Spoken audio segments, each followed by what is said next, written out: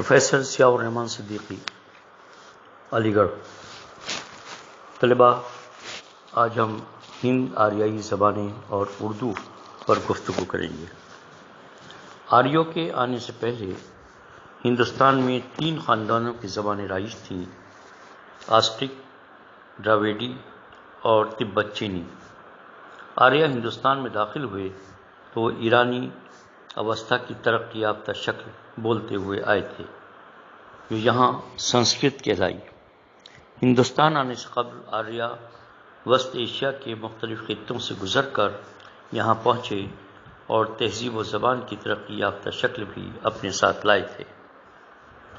ہندوستان میں ہند آریائی زبانوں کا جو ارتقاء ہوا اسے 3 ادوار میں بانٹا گیا ہے: قدیم ہند آریائی، وسطی ہند آریائی اور جدید ہند آریائی۔ قدیم ہند آریائی عہد کا زمانہ 1500 قبل مسیح سے 600 قبل مسیح تک کا زمانہ کم و بیش 900 سال پر محیط ہے۔ اس درمیان یہاں بولی جانے والی زبان میں بہت سی تبدیلیوں کو محسوس کیا جا سکتا ہے۔ قدیم ہند آریائی کو ڈاکٹر سدھیشور ورما نے 5 منزلوں میں تقسیم کیا ہے، جو اس طرح ہیں: ویدک منزل، جس میں وید لکھے جاتے تھے، یعنی سنسکرت جو مذہبی زبان کی حیثیت رکھتی تھی۔ پانینی کی منزل، یعنی پانینی کی اشٹ ادھیائے اور پتنجلی کی مہا بھاشیہ لکھی گئی۔ اس عہد میں سنسکرت عالموں کی زبان بن جاتی ہے۔ رزمیہ منزل، اس دور میں سنسکرت سرکاری زبان کی حیثیت پائی جاتی ہے اور اس کا رشتہ مذہب سے ٹوٹ جاتا ہے۔ ٹکسالی منزل، اس عہد میں سنسکرت کے عالموں نے اس زبان کو قواعد کے تحت اصولوں میں جکڑ دیا، جس کے سبب یہ زبان عوام سے دور ہوتی گئی۔ اس عہد میں سنسکرت کے 3 مختلف روپ سامنے آتے ہیں۔ معیاری سنسکرت وہ زبان تھی جو ہندوستان کے شمال اور شمال مغرب کے نواحی خطوں میں استعمال ہو رہی تھی۔ مدھیہ دیشیہ یعنی نیم معیاری، دہلی اور الہ آباد کے درمیان کے لوگوں کی سنسکرت کو نیم معیاری سنسکرت قرار دیا گیا۔ پراشیہ یا غیر معیاری، مشرقی یوپی سے بہار تک استعمال ہونے والی زبان کو غیر معیاری زبان قرار دیا گیا، کیونکہ ایک تو یہ زبان جس کی مرکزیت سے دور ہونے کی وجہ سے سرکار کی سرپرستی بھی اس کو حاصل نہ رہی، دوسرے یہ کہ یہاں کی زبان اور اس پر مقامی بولیوں کا اثر زیادہ تھا، اس لیے اس کو غیر معیاری کہا جانے لگا۔ پالی پراکرت یعنی پالی منزل، سنسکرت کے عالموں نے جب اس پر پابندیاں عائد کیں تو اس کے پہلو بہ پہلو جو زبان سامنے آئی وہ پالی یا پراکرت کی منزل کہلائی۔ اس میں جین اور بدھ مذاہب کی بہت سی مذہبی کتابیں ملتی ہیں۔ پالی کو قدیم ماگدھی بھی کہا جاتا ہے۔ اس کے بعد ہے ہند آریائی کا عہد وسطیٰ، یعنی ہند آریائی کا عہد وسطیٰ۔ یہ دور 600 قبل مسیح سے 1000 تک پھیلا ہوا ہے۔ یہ دور پراکرتوں کے آغاز و ارتقاء کا دور ہے۔ پراکرت کو فطری زبان کے نام سے بھی یاد کیا جاتا ہے۔ اس عہد میں سنسکرت کا رشتہ عوام سے ٹوٹ چکا تھا۔ سنسکرت صرف خواص کی زبان بن کر رہ گئی تھی اور عوام میں جو زبان بولی اور سمجھی جاتی تھی وہ پراکرت تھی۔ عہد پراکرت کو ہم ان کی علاقائی خصوصیات کے سبب الگ الگ مطالعہ کرتے ہیں۔ ان میں 5 علاقائی پراکرتیں اپنی الگ شناخت رکھتی ہیں، جو اس طرح ہیں: مہاراشٹری پراکرت، یہ پراکرت سب سے اہم ہے۔ اس کا علاقہ مہاراشٹر تھا اور اس نے گیت سنگیت کے ذریعے عوام کے دلوں میں اثر کیا اور اپنی اثر آفرینی نے اسے دوسرے پراکرت سے اہم بنا دیا۔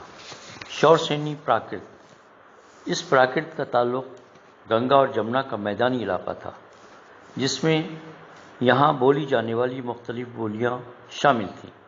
ان میں کھڑی بولی اور برج بھاشائیں پیش رہیں، اور برج بھاشا جس کا مرکز متھرا تھا، اس میں مذہبی ادب ملتا ہے، جس سے اس کا رشتہ سنسکرت اور عوام دونوں سے ہے۔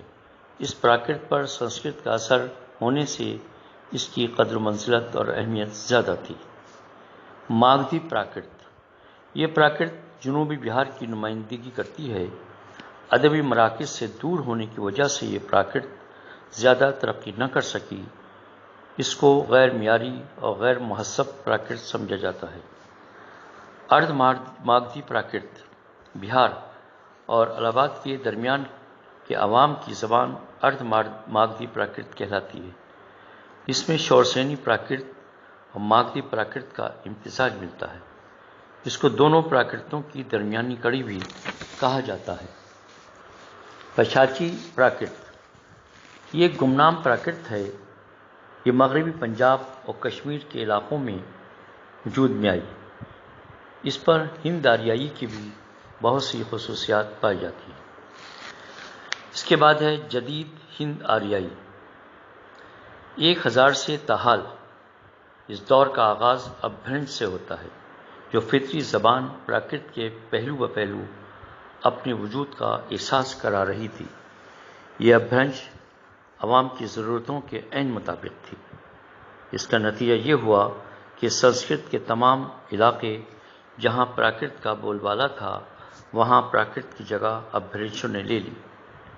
ان اپبھرنشوں کو بھی 5 حصوں میں تقسیم کیا جا سکتا ہے۔ نمبر 1، اس کو شورسینی اپبھرنش۔ اس کا علاقہ شورسین یعنی متھرا وغیرہ میں بولی جانے والی اپبھرنش، جس میں کھڑی بولی اور برج بھاشا آتی ہے، جس کے امتزاج سے ہندوستانی بنی، جو آگے چل کر اردو و ہندی کہلائی۔